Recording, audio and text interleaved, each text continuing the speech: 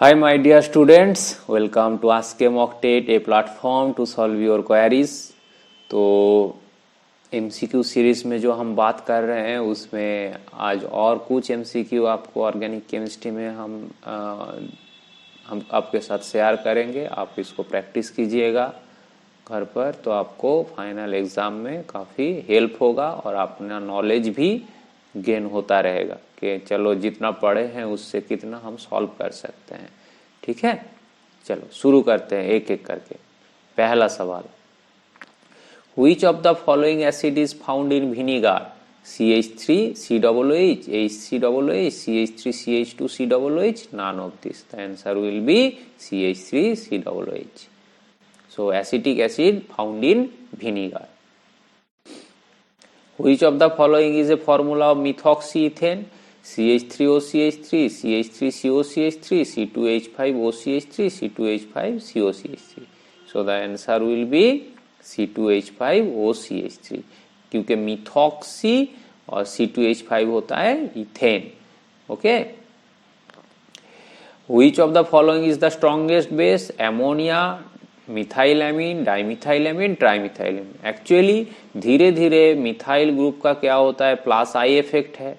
Plus I effect के वजह से क्या है, इलेक्ट्रॉन पुश करता है और नाइट्रोजन का जो लोन पेयर है वो किसी हाइड्रोजन प्लस को अट्रैक्ट करने के लिए ज्यादा अवेलेबल हो जाता है। तो सबसे ज्यादा अवेलेबल किसके पास होगा, ट्राइथाइलएमीन, क्योंकि ट्राइथाइलएमीन में तीनों जो मिथाइल ग्रुप है वो अपना प्लस आई इफेक्ट के वजह से इलेक्ट्रॉन पुश करेगा नाइट्रोजन के, और नाइट्रोजन का जो लोन पेयर है वो अवेलेबल होगा H प्लस को अट्रैक्ट करने में। तो answer will B D. Number of pi bonds in aniline is 0, 1, 2, 3। तो इसको जानने के लिए हम लोगों को क्या जानना है, जो एनिलीन का स्ट्रक्चर है वो जानना होगा। एनिलीन का क्या स्ट्रक्चर है, जस्ट लाइक ए बेंजीन और एक hydrogen is replaced by one nitrogen ammonia amine group. तो बेसिकली बेंजीन में 3 पाई बॉन्ड होता है, तो answer will B 3।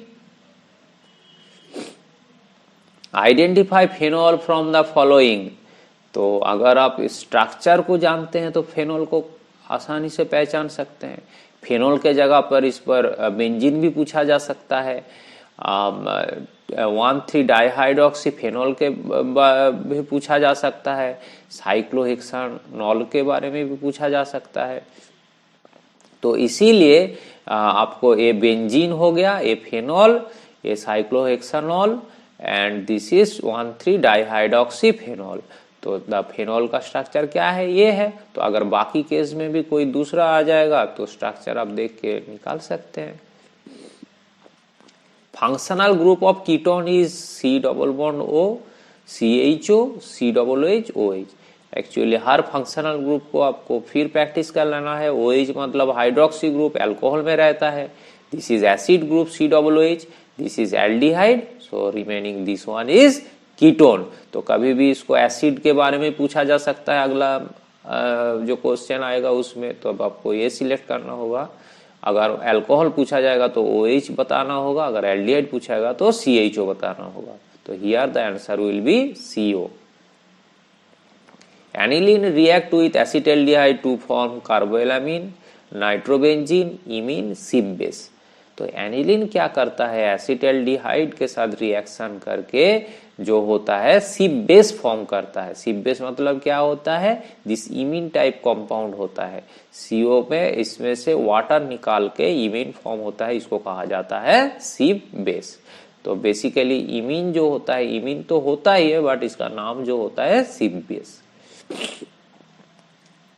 What is the decreasing order of basicity. यहाँ बेसिसिटी मतलब हम पहले ही ऑलरेडी एक डिस्कस किए हैं। यहाँ ट्राई इथाइल एमीन, डाइथाइल, मोनोइथाइल और एमोनिया। तो बेसिसिटी का डिक्रीजिंग ऑर्डर जो होगा, सबसे ज्यादा बेस हम बोले थे पहले में कि जो ट्राई होगा वो ज्यादा होगा। तो पहले ट्राई वाला, उसके बाद डाई, उसके बाद मोनो, उसके बाद एमीन। तो the answer will be B.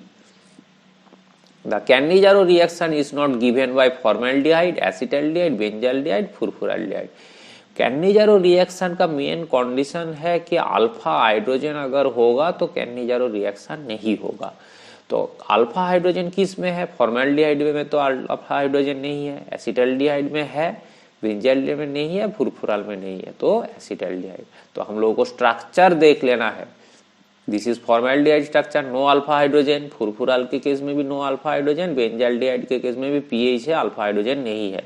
तो एसिटल्डिहाइड के केस में CH3 है, तो ये जो है कैनिजारो रिएक्शन नहीं करेगा, यह तुरंत in presence of base aldol reaction कर देगा।